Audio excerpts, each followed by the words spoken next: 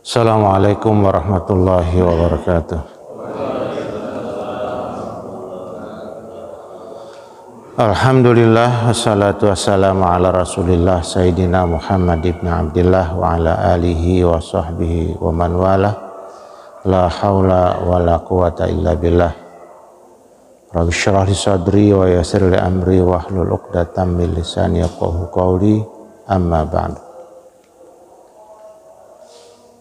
Jamaah salat subuh yang dimuliakan Allah Subhanahu wa taala, alhamdulillah berkat rahmat dan karunia-Nya di pagi yang segar ini kita diberikan kemampuan untuk bangun salat subuh berjamaah.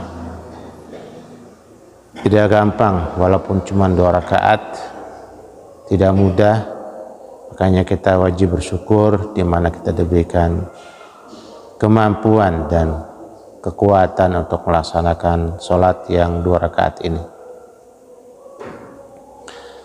Alhamdulillah, kami ucapkan ribuan terima kasih kepada bapak-bapak jamaah Masjid Baitur Rahman, khususnya jamaah kajian subuh hari Sabtu, di mana perjalanan kami bersama rombongan pelaksanaan umrah kemarin sangat lancar dan seluruh jamaah dalam keadaan sehat walafiat kembali ke tanah air dan pulang ke rumah masing-masing dengan membawa berbagai macam kenangan khusus dalam perjalanan umrahnya.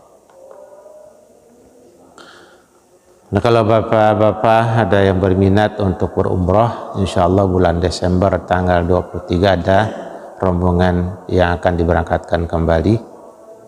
Ada keluarga, ada saudara yang mau berumrah insya Allah tanggal 23 Desember. Kita sambung kajian pagi kita pagi hari ini masih bersama hadis yang 2 pekan yang lalu kita baru baca selewatan. Qala al-muallif rahimahullah wa nafa'ana bi ulumihi fid dharaini amin. Babu adail khumsi minal iman.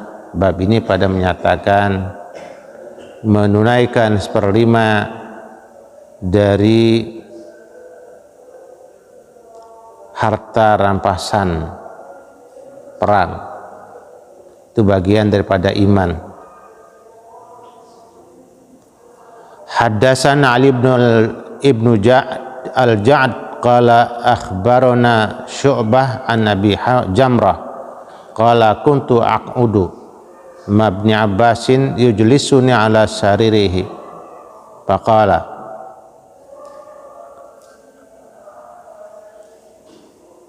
telah memberitahukan kepada kami Syu'bah dari Abi Jamrah. Qala berkata Abu Jamrah, kuntu aq'udu ma ibn Abbas, aku sedang duduk-duduk bersama Abdullah bin Abbas, yujlisuni ala saririhi, di mana dia memberikan kehormatan untuk duduk di atas sarirnya, tempat tidurnya. Faqala, maka berkata Abu Jamrah, aqim indi hatta ja'ala laka sahman min mali. Faqala Ibnu Abbas, maksudnya. Maka berkata Abdullah bin Abbas, aqim indi, bangunlah, duduklah kamu, mendekatlah kamu ke sisiku, hatta ja'ala laka sahman min mali, sampai aku bagi buat kamu aku jadikan buat kamu satu bagian min mali dari hartaku. Fa aqamtu ma'hu syahraini, maka aku tinggal duduk bersama Abdullah bin Abbas selama 2 bulan berturut-turut. Summa qala, kemudian berkata, inna wafda Abil Qais lama atau Nabi sallallahu alaihi wasallam qala, sesungguhnya utusan Abdul Qais tatkala mereka datang kepada Nabi Muhammad sallallahu alaihi wasallam qala, berkata Nabi, manil qaum awil manil wafdu, siapa delegasi itu, siapa orang-orang yang pada datang itu? Qalu Rabi'ah, Mereka menjawab itu adalah Rabi'ah. Qala marhaban bil qaum aw bil wafdi ghari khazaya wala nadama.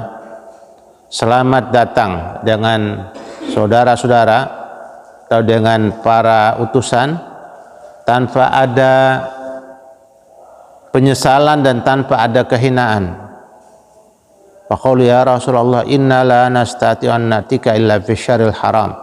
Ya Rasulullah, mereka pada bilang, wahai Rasulullah, kami tidak bisa datang kepadamu kecuali pada bulan yang diharamkan, yaitu Asyhurul Hurum, bulan Dzulqa'dah, Dzulhijjah, Muharram dengan bulan Rajab.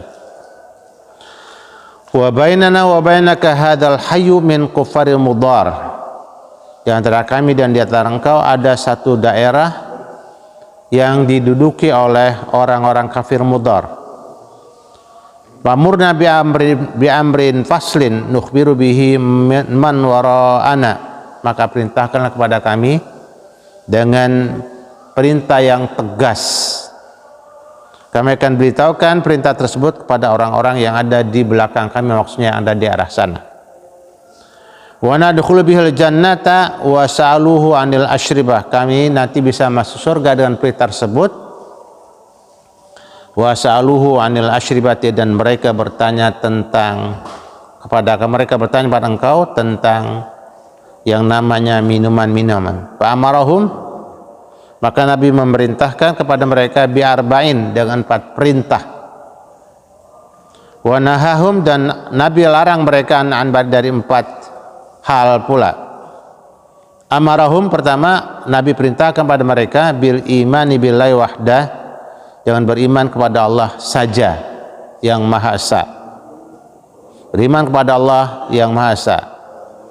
Ini adalah perintah yang pertama, di mana bicara beriman kepada Allah Subhanahu wa taala itu adalah bicara beriman dengan percaya dengan nama-namanya yang 99, sifat-sifatnya yang seluruhnya sifat sempurna adalah miliknya. Namun kita diajarkan oleh guru-guru kita ada sifat 20, yang wajib 20, yang mustahil 20, yang jawaz atau yang jaiz 1, yang boleh 1, yang jawaz 1. Itu sifat-sifat 20, yang 20, sifat 20 yang wajib 20 itu kita diajarkan sejak kecil di mushola dan di masjid, diulang-ulang menjelang sholat maghrib. Ya, anak-anak pada berkumpul membaca sifat Allah bersama-sama sehingga secara otomatis mereka hafal walaupun belum paham artinya, wujud, qidam, baqa, dan seterusnya.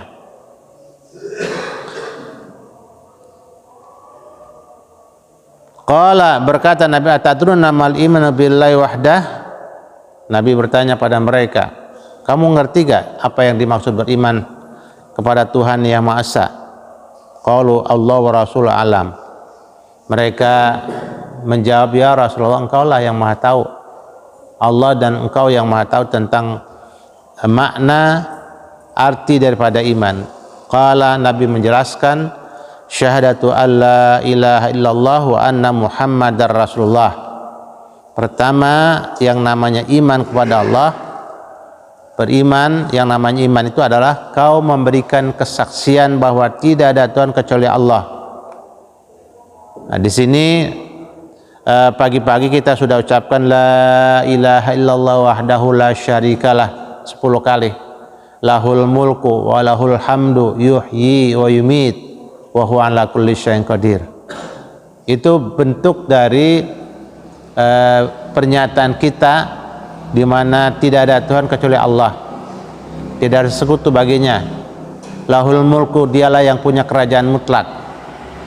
Makanya dengan ucapan tersebut para raja, para penguasa, para pemimpin, dia tawadhu dan takut, karena walaupun dia punya kekuasaan sangat terbatas, dari sisi waktu dibatasi sekian tahun, tapi kekuasaan Allah tidak ada awalnya, tidak ada akhirnya, terus mutlak kekuasaannya. dan tidak ada tempatnya dimanapun Allah yang berkuasa. Makanya bumi ini dimanapun milik Allah, dan kita boleh menjelajah dunia ini. Cuman baru-baru belakang ini kan ada istilah paspor, ada istilah masuk ke negara tertentu dengan membawa surat izin, ya, lewat paspor yang kita bawa, di mana kita ambil izinnya di perwakilan negara mereka yang ada di negara kita, yang namanya visa, ya. Sementara dulu tidak ada yang namanya batasan-batasan seperti itu, ya, bisa menjelajah dunia dengan mudah. Makanya ada salah satu sahabat Nabi yang melanglang buana itu sampai dengan ke Eropa. Sahabat Nabi jumlahnya kan ratusan ribu, yang meninggal di Madinah cuma 10 ribuan. Di Baqi itu sahabat-sahabat Nabi dimakamkan cuma 10 ribuan. Subhanallah, setiap hari Jumat pagi itu mulai jam 3 sudah dibuka makam Baqi Al-Gharqad. Kita kemarin dengan jamaah setelah sholat subuh ziarah, ya, hari Jumat, persis hari Jumat, kita bawa seluruh jamaah yang bapak-bapak masuk ke dalam area Baqi, kita salam kepada para sahabat Nabi dan kaum muslimin dan jamaah haji yang meninggal di Madinah yang dimakamkan di sana. Masya Allah, luar biasa, bulu kuduk pada merinding karena perasaan di situ ada Utsman bin Affan, memang di situ makamnya. Keluarga dan istri Nabi ada di situ. Kemudian sahabat-sahabat yang lain yang luar biasa di sana. Kita assalamualaikum ya ahlal kubur. Assalamualaikum ya ashaban Nabi Rasulullah sallallahu alaihi wasallam. Nah, ini ketika kita bilang lahul mulku, itu kerajaan mutlak. Makanya wiridan itu, hiziban itu, ratiban itu, bacaan itu, zikiran itu harus dibaca tiap pagi agar kita menjadi orang yang tidak sombong walaupun dengan kejabatan dan kekuasaan yang tinggi. Lahul mulku, Allah yang punya kerajaan mutlak, kekuasaan mutlak. Walahul hamdu, Allah yang punya pujian yang sempurna dan mutlak. Kita tidak berhak dipuji sama sekali. Kalau ada orang memuji kita, segera istighfar. Apa yang kita dapatkan? Apa yang kita bisa? Semuanya dari Allah, ya. Apa yang kita miliki, semua dari Allah. Apa yang kita mampu mengerjakan bukan karena kita cerdas, bukan karena kita hebat, tapi Allah yang kasih, ya. Walahul hamdu, Dia yang memiliki kepujian sempurna dan mutlak, sempurna. Kita sekali lagi tidak berhak sama sekali dipuji, karena yang kita dapatkan, yang kita miliki, yang kita mampu mengerjakan sesuatu itu Allah kasih. Nah, pujian Allah tidak terbatas dan yang layak buat zatnya yang maha kuasa, yang maha diraja. Masya Allah, ya, luar biasa, terasa banget pagi-pagi kita bisa bangun. Nah, itu bentuk kekuasaan Allah diberikannya, kita nyambung lagi itu nyawa, ruh. Makanya kita alhamdulillah allazi ahyana ba'dama amatana wa ilaihin nusyur. Segala puji bagi Allah yang telah menghidupkan kami kembali setelah sebelumnya kami mati. Kan tidur tuh kayak mati, dan kematian setelah kita nanti berada di alam barzah ya kayak tidur. Dua hal yang didapat oleh mereka yang ada di alam barzah. Pertama adalah kenikmatan yang luar biasa, sangat indah berada di alam barzah. Dia bersama tidurnya seakan-akan dia mendapatkan mimpi-mimpi yang sangat menarik dan indah, makanya senang banget dia. Begitu dibangkitkan, terjadi goncangan hari kiamat, ya, dia bilang man ba'atsana mim marqadina hadza, ya, siapa yang bangunkan kami sedang asik-asik dari tidur kami ini bersama mimpi kami yang sangat indah. Itu di alam barzah. Nauzubillah bagi mereka yang mungkin amal-amalnya tidak baik di dunia ini, di sana dia mimpinya setiap saat dengan mimpi yang sangat menakutkan dan mengerikan, makanya terus tersiksa dia. Bayangkan kalau ada seorang mimpi dikejar ular, apalagi sampai menggigitnya, ya dia teriak tidak bisa, minta tolong tidak bisa. Coba saksikan itu, orang-orang yang bermimpi buruk itu kadang-kadang sampai teriak-teriak dia. Ketika dibangunkan dicolek, ada apa? Dia istighfar, astagfirullahaladzim, astagfirullahaladzim. Mimpinya sangat menakutkan, cerita dia gini. Nah, begitulah. Lahul mulku wa lahul hamdu yuhyi, dia yang menghidupkan. Dia yang menghidupkan kita, yang menghidupkan makhluk-makhluk yang lain. Wa yumit, dan dia yang mematikan. Jadi disitulah tidak perlu stres saat ada kematian. Kita boleh bersedih, tidak boleh lebih dari 3 hari 3 malam bersedihnya. Ya, makanya ada takziah, ada masa-masa kita menghibur saudara-saudara kita yang meninggal oleh keluarganya, karena memang itu berat, betul berat, ya berat. Kalau mungkin orang-orang sih biasa-biasa saja, kita belum merasakan, tapi pada saat keluarga kita, anggota keluarga kita itu diambil oleh Allah, Masya Allah, terasa betul-betul seperti pohon pisang dicabut anaknya dari induknya, atau sebaliknya, bongkol pisang itu dilepas dari anak-anak atau induk pisang, anak-anak pisang itu kan nempel, kita sama bapak nempel, kita sama ibu nempel, kita punya ruh. Makanya al arwah junudun mujannadah, ruh itu adalah komunitas atau bagian yang memang berhubungan dan bersambungan, ya. Dan makanya dari sana terasa sentuhan yang berbeda, begitu terasa getarannya saat ada keluarga yang meninggal. Makanya ada juga orang-orang na'udzubillah yang sampai stres ditinggal oleh orang tuanya, ya, oleh keluarganya. Itu yang memang dipersiapkan. Lahul mulku wa lahul hamdu yuhyi, dia yang menghidupkan. Wa yumit, dia yang mematikan. Jadi kita tidak bisa menghidupkan dan tidak bisa mematikan. Kalau belum waktunya mati, walaupun medan perang diikuti berkali-kali, tidak mati. Siapa? Khalid bin Walid radhiyallahu anhu, 350 lebih bekas peluru nempel di badannya. Kalau bahasa sekarang kan dulu perang pakai pedang, 350 lebih bekas bacokan pedang di badannya. Dia tidak meninggal di medan perang, ya, tapi meninggalnya di atas tempat tidurnya. Makanya dia ketika mau meninggal, detik-detik meninggal dan antara sadar dan tidak, dia bilang apa? Kematianku seperti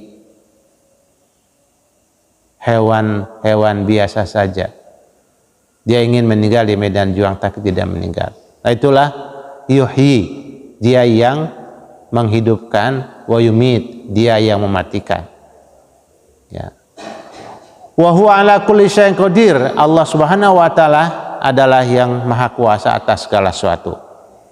Nah, dengan syahadat ini, dengan kita beriman kepada Allah, kita bertauhid, kita bersyahadat, jadi punya modal, punya jiwa yang kuat dan mental yang baja, tidak takut, enggak takut. Kenapa? Allah kok yang mematikan. Makanya apalagi buminya, apalagi negaranya dikelola dengan baik, tidak takut dengan siapapun, tidak takut dengan mereka yang nakut-nakuti. Bukan negaranya aja boleh dikelola, dan kita boleh memberikan ruang kepada orang-orang lain untuk mengelola sebagian dari aset-aset kita, tapi dengan perjanjian yang kuat, boleh-boleh aja. Dengan MOU yang disepakati ABCD-nya, boleh-boleh saja.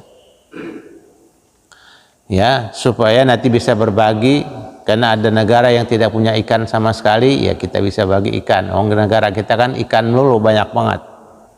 Ya, lautnya lebih banyak daripada daratannya kita. Yang berikutnya, wa anna Muhammadar Rasulullah, ini bagian daripada iman.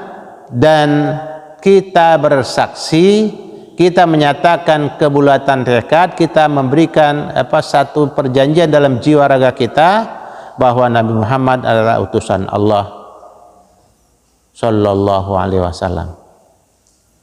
Apa maksudnya? Beliau adalah teladan buat kita. Nah, teladan beliau itu ada di mana? Keteladanan beliau adanya di Al-Quran, 6.236 ayat, makanya diulang-ulang, dibaca setiap bulan, 2 bulan, 3 bulan, paling tidak kita bisa menamatkan 1 kali. Ya kalau 3 bulan nggak tamat sama sekali, ya Allah, bagaimana kita mau meneladani Rasulullah? Kenapa? Karena keteladanan beliau ada dalam ayat-ayat tersebut, di 6.236 ayat. Kemudian keteladanan beliau juga dilengkapi di dalam hadis-hadis beliau, ucapan-ucapan beliau. Yang berikutnya adalah di sirah nabawiyah, di sejarah perjuangan Nabi dari A sampai Z-nya, dari awal sampai akhirnya. Disitulah sumber keteladanan yang harus kita baca. Makanya para ulama di Mekah, di samping kita membaca Quran, terus membaca hadis-hadis Nabi yang 10 sampai 12 kitab, karena himpunan hadis ada di sana, dan itu adalah sekali lagi tentang akhlak dan catatan kehidupan beliau selama 63 tahun, paling tidak 23 tahun sejak kenabiannya, ya. Tetapi dari awal kan menjadi catatan perjalanan hidup yang nanti bisa jadikan pelajaran. Subhanallah, makanya kita kalau memperingati Maulid Nabi itu cuma untuk memberikan motivasi dan pemanasan-pemanasan. Setelah Maulid Nabi, harusnya duduk di masjid bersama-sama untuk membedah ayat-ayat Allah yang secara istiqomah, entah sepekan sekali, sepekan 2 kali. Kalau anak-anak muda, kalau orang-orang mahasiswa, harusnya setiap saat dia membuka ayat Quran dan hadis Nabi, dia coba terus dia baca bersama para ulama. Karena kalau tidak, bagaimana dia mengenal sosok Nabi? Nanti akhirnya kalau dia tidak baca dengan utuh, bagaikan orang buta meraba gajah. Satu yang rabah kupingnya, cerita dia, oh gajah tuh kayak tampah, lebar, tipis. Yang satu pegang kakinya, oh gajah tuh kayak pohon bambu atau kayak pohon kayu, ya. Yang satu pegang perutnya, oh gajah tuh kayak bedug. Nah, ini semuanya yang terjadi sekarang. Ketika bicara Islam, bicara agama kita itu di pojok-pojok, baru sebagian kecil ada yang Masya Allah bicara tentang ibadah saja. Iya, betul, ibadah, betul. Tetapi namanya Islam itu bukan ibadah saja. Ada yang bicara tentang muamalah saja. Iya, betul itu. Cuman itu harus disempurnakan semua.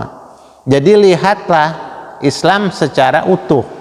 Nah, di situ kita, makanya kalau kajian-kajian agama, kajian tentang sosok Nabi Muhammad SAW tidak cukup setahun sekali, yaitu cuman sebatas pemanasan untuk memberikan motivasi, memberikan dorongan, memberikan semangat tentang siapa Nabi Muhammad SAW. Udah gitu kadang-kadang dengan biaya tinggi, ya, yang ceramah ngelawak terus.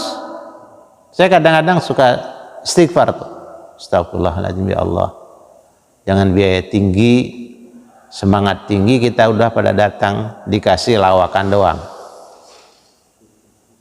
kan sayang itu, ya. Nah, kita jadikan Nabi Muhammad SAW sebagai teladan. Nah, teladan ini sekali lagi keteladanannya ada di Al-Quran. Ayo dibaca Qurannya, setelah dibaca ayo dipahami, kan sekarang ada terjemahan. Dan Quran sekarang mudah banget dibawa dalam HP-nya. Download Qurannya, masukkan Qurannya di kereta api, di angkot, di stasiun, saat menunggu Quran kita bisa baca. Dan ada terjemahannya pula. Download yang ada terjemahannya lengkap. Anak-anak muda kalau tidak membaca, ya tentunya ini kesalahan dia.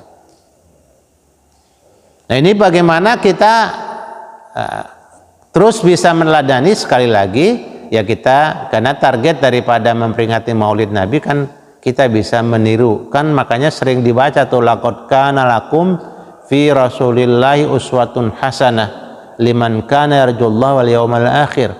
Demi, pakai la, pakai kod, laqad, demi sesungguhnya, kana lakum, benar-benar ada buat anda, uswatun hasanah fi rasulillah, pada utusan Allah, uswatun hasanah, keteladanan yang cantik banget, yang bagus banget.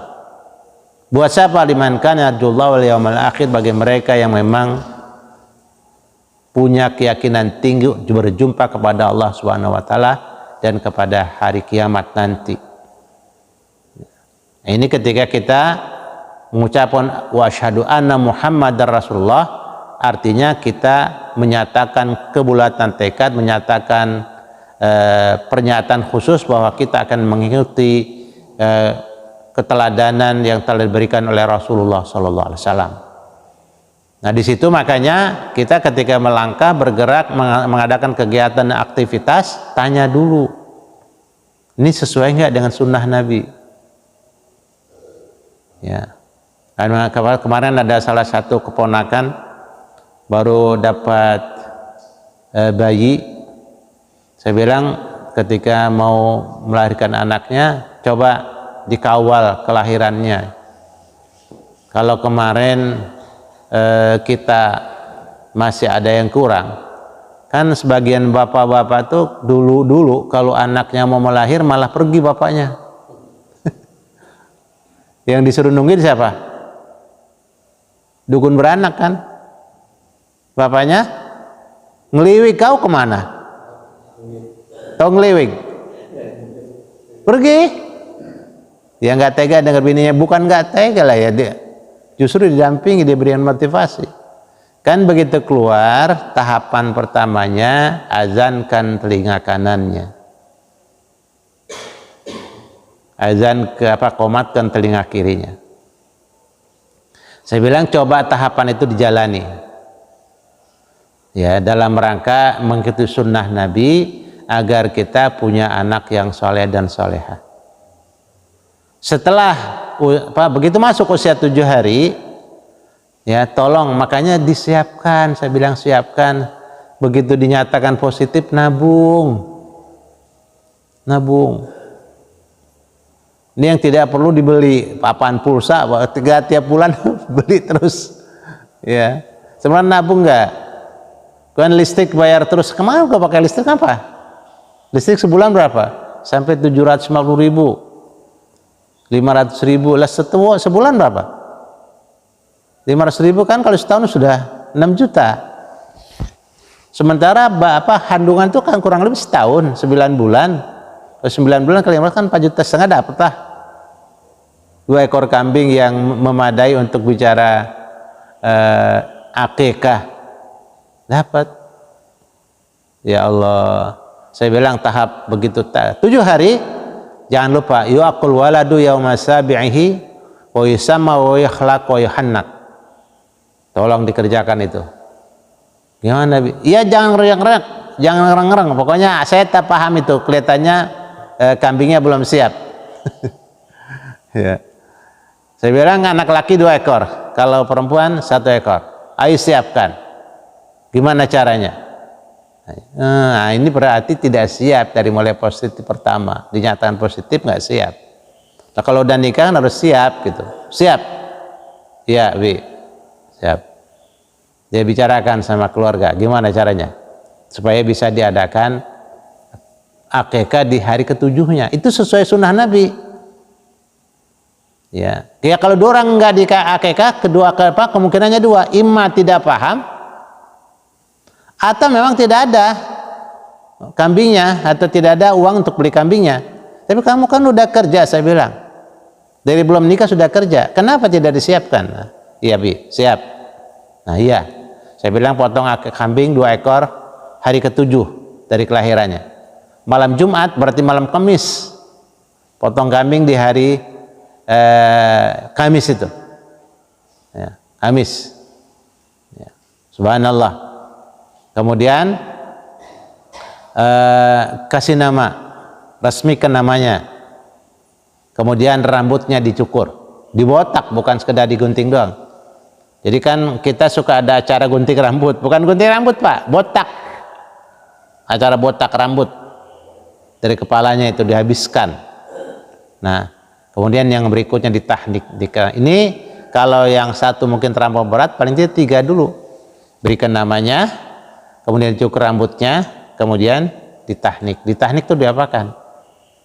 Cari orang soleh, cari orang yang memang Masya Allah baik banget, soleh banget, atau solehah, rajin banget ya, puasa Senin Kemisnya, ayamul bidnya, sholat sunnahnya, apalagi sholat wajib, dan Masya Allah dikenal betul orang itu orang baik. Bismillah, kita bawa anak kita ke sana, kemudian dikunyahkan kurma oleh ustazah, oleh kiai atau oleh habib pulan, kemudian sampai halus, nanti diambil sedikit lalu ditempelkan di lak-lakannya. Kenapa Pak? Tapaulan. Kenapa Pak? Sunnah Nabi. Itu kalau udah sunnah bicaranya dapat pahala, dan itu ikut Nabi namanya. Itu menteladani Nabi dalam urusan anak dari mulai awal. Bahkan di sebagian tempat di wilayah Timur Tengah di usia ke-7 pula dikhitan, 7 hari dikhitan, disunat. Nah disunat di situ kan pertama dia tidak tahu, tidak sakit, ya, kemudian tidak sulit, mudah sekali. Ya, itu adat sebagian wilayah di 7 hari langsung dikhitan. Ya, subhanallah. Ya, nah ini namanya menyatakan atau bersaksi bahwa Nabi Muhammad adalah utusannya, teladan buat kita teladan itu dari situ. Nah terus di usia sangat dini, hati-hati, jangan dilepas sembarangan. Bagaimana? Nah, kita lihat Nabi Muhammad SAW di usia awal. Nah itu sebagai pelajaran, sebagai teladan, sebagai contoh gimana mendidik anak di usia dini. Kalau anak di usia dini itu di mana sedang meniru dan mencontoh. Jangan sampai dilihatkan di matanya pemandangan-pemandangan yang merusak. Nanti lama-lama jadi rusak, rekam. Jangan didengarkan ke telinganya suara-suara yang juga merusak. Nanti akan merusak pula. Jangan kemudian ditampilkan berbagai macam action atau tampilan yang juga merusak. Nah di situ. Makanya Nabi kita Muhammad SAW itu pernah dititipkan di Bani Sa'idah. Nah, Bani Sa'ad, bukan Bani Sa'ad, di Bani Sa'ad. Di mana Bani Sa'ad itu? Daerah Taif, dari Mekah 100 km. Itu satu kampung yang sangat steril dari budaya-budaya yang rusak. Ya kalau bahasa sekarang barangkali pondok pesantren Pak. Sederhananya di pondok pesantren. Kan di pondok pesantren nggak ada ustazah terus pakai bikini, tidak ada ustazah terus buka aurat sembarangan di depan anak-anak, nggak ada guru-guru terus sembarangan menampilkan aktivitas kerjaan di depan anak muridnya, tidak mungkin. Selama 24 jam diperlihatkan, itu maksudnya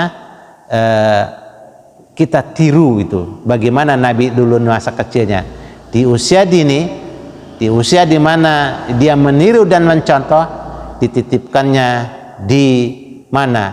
Di daerah Bani Sa'ad di kawasan Taif. Untuk apa? Untuk belajar bahasa yang bagus. Coba Bapak perhatikan, saya di rumah itu kan lewat anak-anak sekolah. Ya Allah, kadang-kadang saya tempeleng itu Pak. Sini kamu. Udah ngelempar sembarangan, ngomongnya kasarnya jorok.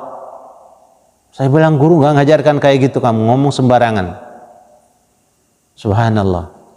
Nah ini makanya bahasa Arab yang fushah, yang bagus banget, yang original banget, itu ada di Bani Sa'ad waktu itu pada zaman Nabi Muhammad SAW. Makanya banyak orang anak-anaknya dibesarkan dulu di daerah di mana bahasa itu bahasa yang bagus.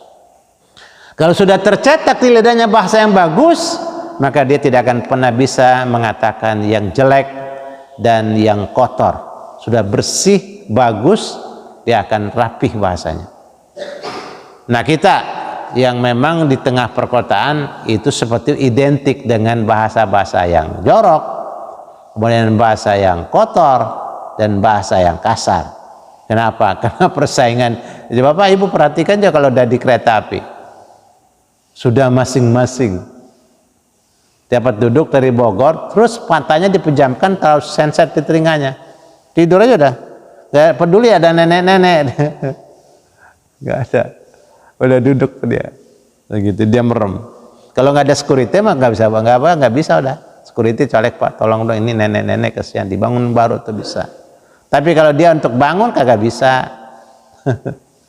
Ya. Nah ini ketika kita bilang wa asyhadu anna Muhammadar Rasulullah, makanya saya kadang-kadang kan suka bilang Ustadz Asman nggak senang peringatan Maulid. Ya nggak begitu dong. Saya peringatan Maulid bukan hanya setahun sekali. Saya tiap saat mencoba untuk memperingati Maulid Nabi. Artinya apa sih? Meneladani Nabi, ya, meniru Nabi, mencontoh Nabi, ya, mengikuti jejak Nabi.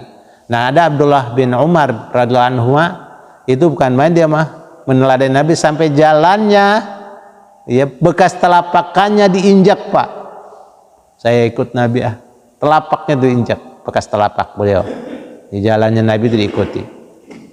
Itu maksudnya ketika kita menyatakan beriman kepada Nabi Muhammad SAW, bukan beriman dengan lidah dan hatinya doang, tapi aktivitasnya dicoba. Ayo, nah, saya bilang ayo segera kerjakan. Malam Kamis udah proses nama resmikan, rambutnya botak, kemudian ditahnik, ya, ditahnik. Ini 3 paling tidak didahulukan bisa. Nanti kalau akikahnya 7 belum, ya 2 kali 7.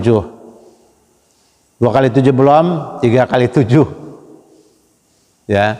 3 kali 7 belum juga, jangan sampai masuk akil balik, belum diakikahkan saya bilang. Karena itu waktu yang sudah agak panjang mundurnya. Nah, yang sunnah sesuai Nabi ajarkan di tanggal 7 atau di hari ke-7 dari kelahiran si bayi tersebut itu diakikahkan. Dan ini bentuk namanya kita beriman kepada Nabi Muhammad SAW. Untuk itu peringatan Maulid Nabi adalah perlu untuk memberikan motivasi, memberikan semangat, memberikan dorongan kepada para jamaah, khusus anak-anak muda, biar ceritakan sosok Nabi secara utuh dari awal sampai akhir, dari usia anak-anak, usia remaja, usia dewasa, usia saat perjuangannya. Itu kan sekali lagi tidak mungkin tuntas saat kita peringatan Maulid, apalagi embel-embelnya banyak banget. Makanya kalau di Kalimantan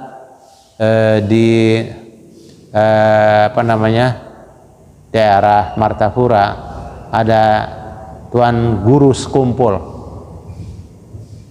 Itu tiap tahun ada haul. Itu nggak ada sambutan dari siapapun, nggak ada. Sambutan terlampau banyak kadang.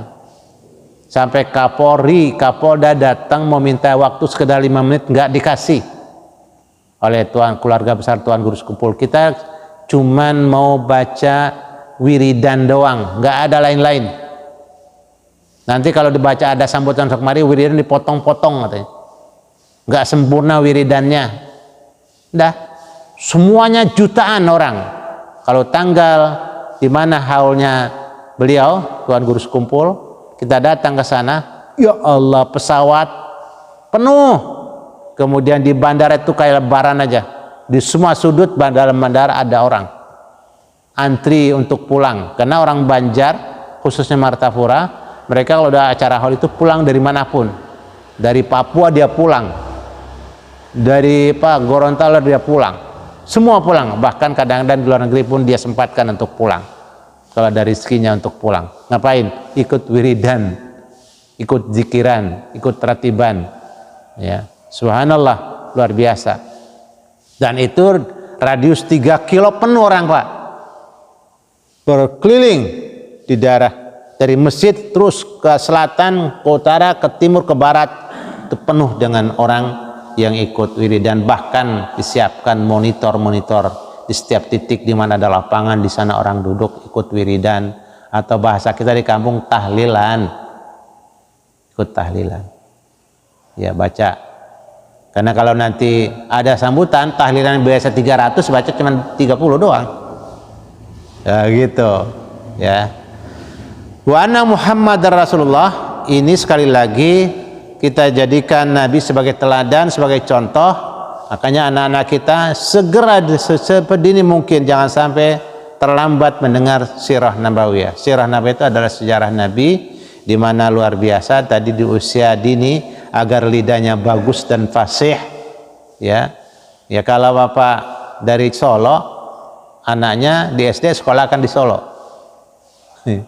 biar bahasa Jawanya betul-betul bisa bahasa yang memang bahasa Jawa Injil, ya bahasa Jawa yang betul-betul bagus dan halus. Itu baru bisa. Kayak kalau belajar nggak bisa, kalau belajar sekilas-sekilas, tapi duduk di tempat di mana di sana. Dan itulah Nabi kita Muhammad SAW di usia dini dititipkan di Bani Sa'ad agar bahasa Arabnya Masya Allah, ya baligh, mantiki balighi. Jadi dia bahasa dia itu indah dan rasional, tidak bisa digugat. Jadi sahlun mumtani' namanya. Ya, sahlun mumtani' itu bahasa yang singkat tapi padat isinya, pesannya sangat, makanya sabda-sabda beliau tidak panjang-panjang.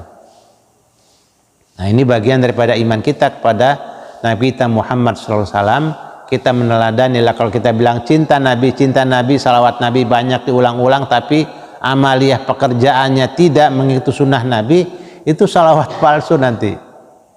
Kita dibilang palsu nanti, salawat kita bisa dibilang palsu.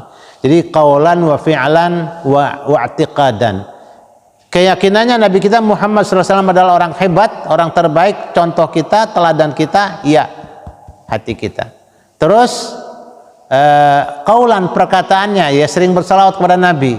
Sejelasnya paling tidak kita satu hari satu malam, maghrib 2 kali, isya 2 kali, kemudian subuh sekali, zuhur 2 kali, kemudian asar 2 kali. Jadi 11 kali bersalawat setiap hari satu malam. Kalau nggak pas salawat, sholat kita tidak sah. Belum lagi salam sholat sunnah. Wajib itu bersalawat, wajib. Itu kaulan, mulut kita ngomong. Kemudian perbuatan kita hati-hati. Pak, Bu, saya ingatkan berkali-kali, mau nikahkan anak itu ada tahapannya, terus sampai selesai. Ya, sehingga tahapan-tahapan itu ya harus kita lewati. Pertama namanya ta'aruf. Ya kalau sudah saling kenal di awal tidak perlu ta'aruf lagi.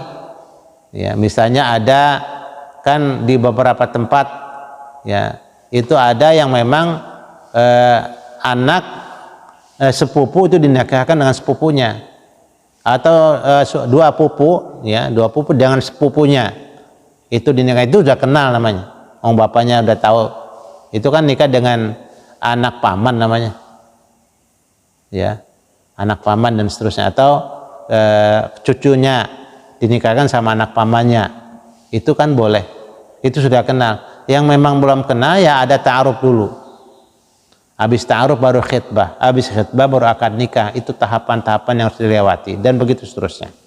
Nah ini Nabi sudah contohkan, Nabi sudah jelaskan. Keteladanan itu ada di Al-Quran, ada di hadisnya, ada di sirah nabawiyah. Ya makanya sekali lagi para ulama di Mekah, di samping baca Al-Quran, baca hadis Nabi, jangan lupa sirah nabawiyah dibaca juga.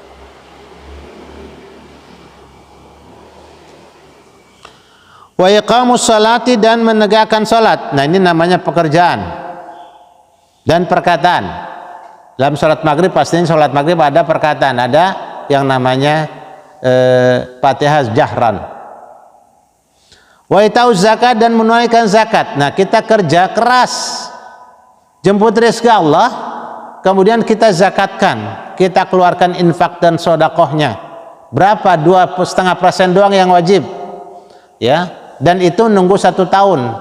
Kalau yang namanya yang sunnah bebas, ukurannya, waktunya tidak terbatas, ukurannya pun tidak terbatas. Dan itu bentuk keimanan seseorang. Ya, wasiyamu Ramadan, dan alhamdulillah kalau bulan Ramadan subhanallah alhamdulillah cukup semarak ini. Keimanan kita terasa benar-benar naik di bulan Ramadan. Karena di mana-mana mushola dan masjid Masya Allah semarak dengan ibadah tarawih dan kegiatan-kegiatan sambut Ramadan. Wa antu'tu minal maghnamil khumus, di sini kaitannya tadi di depan kan masalah ada di mana satu wilayah itu orang Masya Allah gitu ya, orang-orang kafir suka mengganggu terus. Rasulullah gimana nih, apa kita biarkan apa bagaimana nih ya? Peringatkan, ajakan itu, kenalkan Islam itu, kasih tahu rukun iman. Kalau dia nggak mau dan nggak apa-apa, jangan dipaksa, tapi nanti ada aturannya ya, supaya tetap berada di lingkungan komunitas muslim walaupun dia kafir, nggak apa-apa, ada aturannya, jangan dipaksa. Nah, begitu nggak apa-apa, dia ada di komunitas muslim di tengah-tengah orang Islam, punya rumah, punya usaha dan seterusnya, nggak apa-apa ya. Cuma nanti ada aturan-aturan yang disepakati bersama, begitu diajak diskusi.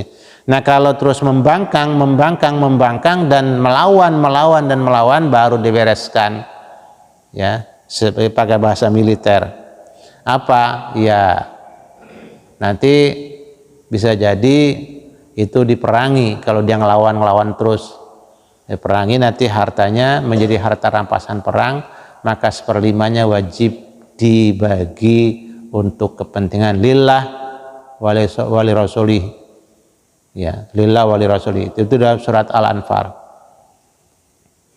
Kemudian wa nahum anil arba'in, Rasulullah melarang dari 4 catatan.